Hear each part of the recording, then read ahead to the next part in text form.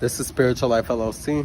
I'm laying up here underneath a palm tree right now, and I'm just here enjoying my day.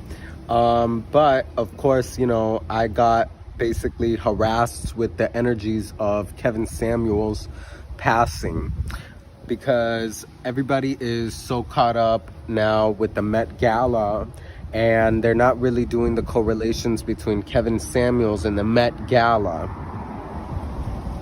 So like I said, I'm laying up underneath the palm, so you guys are gonna have to excuse if you guys hear some extra noises. But anyways, the more that I really think about it, number one, is it karmatic? We have to really think about that. Is it a karmatic payment? Is it sacrifice?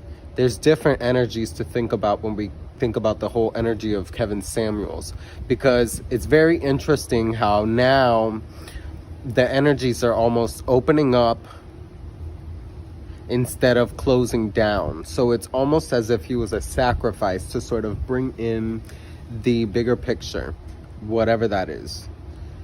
So when I really look at the energies, and there's a lot of YouTubers that are talking about how he has spoken mainly about black women, but also about, well, women of a bunch of different races, calling people leftovers.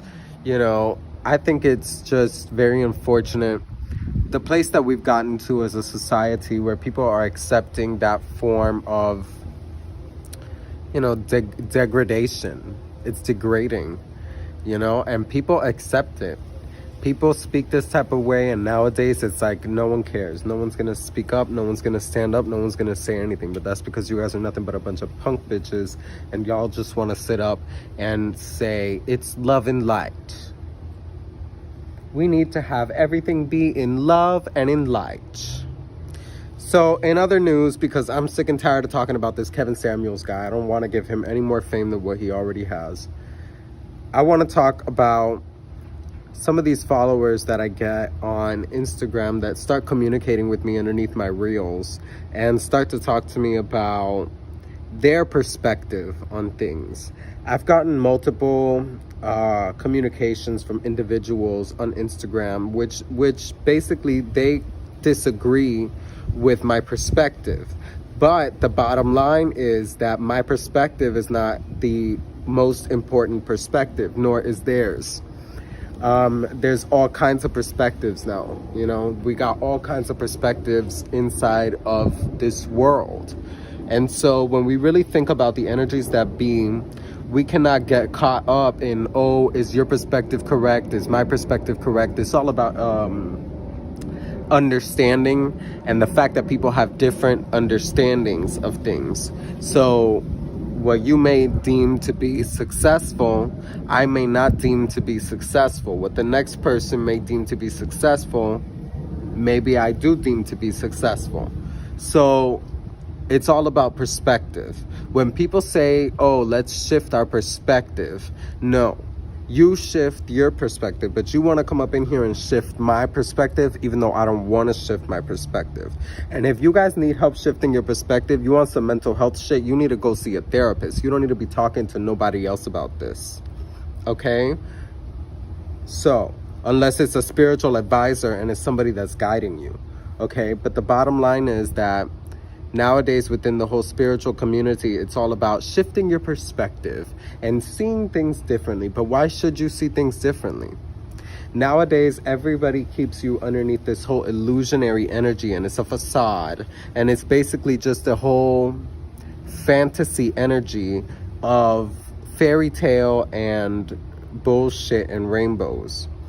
And we can't exist under that. That's very problematic.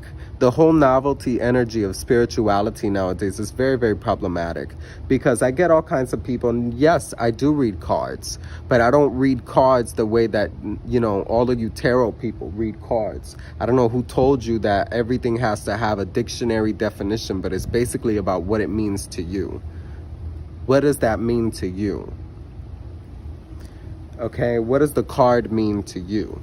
So on that note, this month's lessons are going to be on tarot. I'm going to be teaching people how to read cards, but not read cards in the basic sort of way, the layman type of way that everybody is understanding, But I'm going to teach you how to read cards and basically intertwine that with spirit, spirituality, how to work with your spirit guides when you read cards and all of the above, and how to understand how to work with your clients' spirit guides. Because I do get a lot of occultists or spiritualists that do contact me, and they do want private lessons and all of the above. So this is going to be this month's private lesson. We're going to be talking about cards, tarot cards, how it relates to spirit, how it correlates to the energies that be.